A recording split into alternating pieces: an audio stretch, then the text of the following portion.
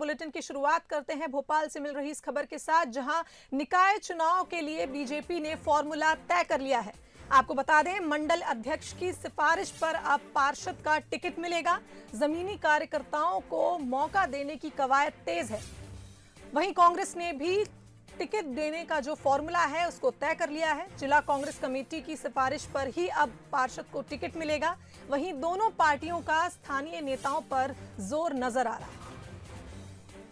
तो निकाय चुनाव के लिए बीजेपी ने फॉर्मूला तय कर लिया है, वहीं कांग्रेस ने भी टिकट देने का फॉर्मूला तय कर लिया है और दोनों ही पार्टियों का स्थानीय नेताओं पर जोर नजर आ रहा है।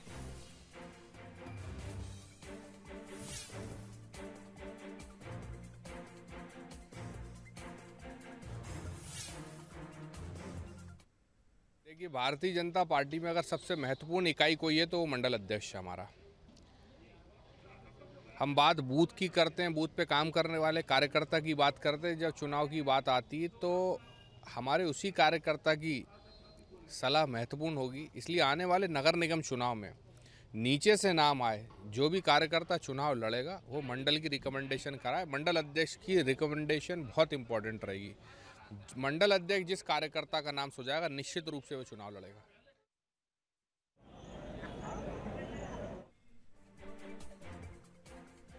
तो निकाय निश्चित तौर पे हमारा तो प्रयास होगा, लेकिन उन लोगों को जो नफरत के खिलाफ लड़ाई लड़ेंगे, प्रेम और सद्भाव को जोड़ेंगे, उनको देंगे। सर, भीतर घातियों पे कार्रवाई होगी उपचुनाव में? तो आत्मघाती होते हैं। सर, आने वाले निकाय चुनाव में टिकट का क्या फॉर्मूला होगा और बात जी तय करेंगे, अध्यक्ष वो हमारे। सर, तमाम बड़े नेता उतरेंगे सर चुनाव में? ऐसा है, ये सब नीतियां जो हैं कमलनाथ जी की अध्यक्षता में पार्टी तय करेगी। तो कांग्रेस के दिग्गज नेता पूर्व मुख्यमंत्री दिग्विजय सिंह हमारे साथ थे। साफ तौर पर उन्होंने कहा कि आने वाले चुनाव में कांग्रेस युवाओं को प्रमोट करने जा रही है और उपचुनाव में जो भीतरघाती थे उन पर कार्रवाई के सिलसिले में पूर्व सीएम और प्रदेश कांग्रेस अध्यक्ष कमलनाथ ही फैसला करेंगे। कैमरामैन विजय शेषकर के साथ बंसल न्यूज के लिए। तो निकाय चुनाव के लिए बीजेपी और कांग्रेस दोनों ही तैयारी बना चुके हैं। आपको बता दें, दोनों ही पार्टियों ने स्थानीय नेताओं पर जोर दिया है। वहीं कांग्रेस का कहना है कि युवाओं को इस बार मौका मिलेगा इस चुनाव में, और वहीं अगर बीजेपी के फॉर्मूले की बात करें तो मंडल अध्यक्ष की सिफारिश पर ही पार्षद का टिकट इस बार मिलेगा। तो जमीनी कार्यकर्ताओं को मौका देने की कवायद तेज है निकाय चुनाव में इस बार, और दोनों ही पार्टियां स्थानीय नेताओं पर जोर दे रहे हैं।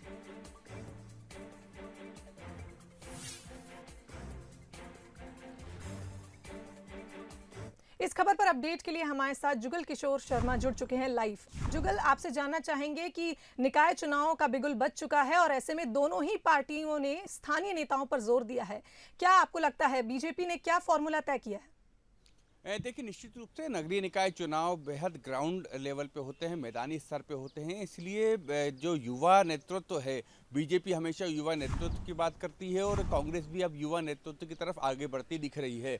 तो स्वाभाविक रूप से जब अगर आप युवा नेतृत्व की बात करते हैं तो क्या टिकट वितरण में उनकी भूमिका अहम होगी।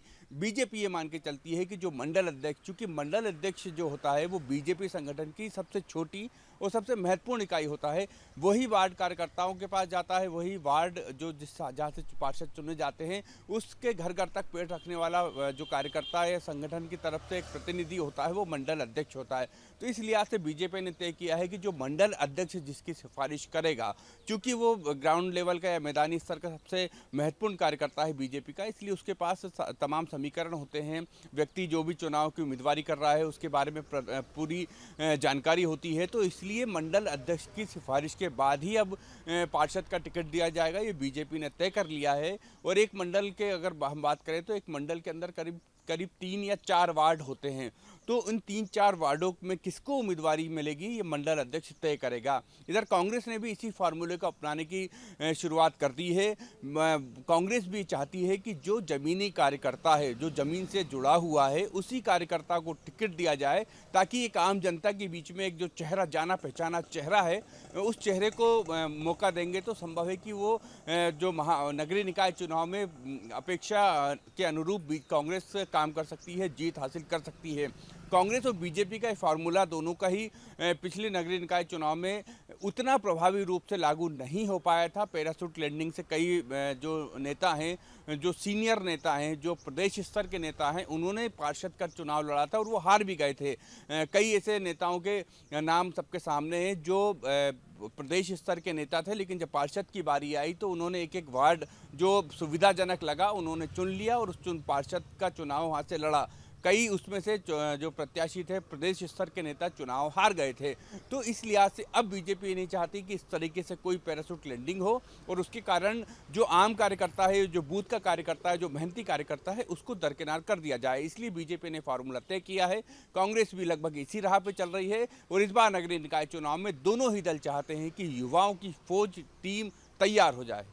जी जुगल, बहुत बहुत धन्यवाद आपका इस खबर पर तमाम जानकारी के लिए। तो जैसा हमारे संवाददाता जुगल ने कहा कि जमीनी कार्यकर्ताओं को इस बार मौका देने वाली हैं दोनों ही पार्टियां और युवा चेहरे वो लाना चाहते हैं पार्टी में, तो इसलिए निकाय चुनाव के लिए इस बार ये फॉर्मूला दोनों ही पार्टियां अपनाने वाली हैं, जिसमें स्थानीय नेताओं पर जोर दिया जाएगा, खास करके युवा नेताओं पर।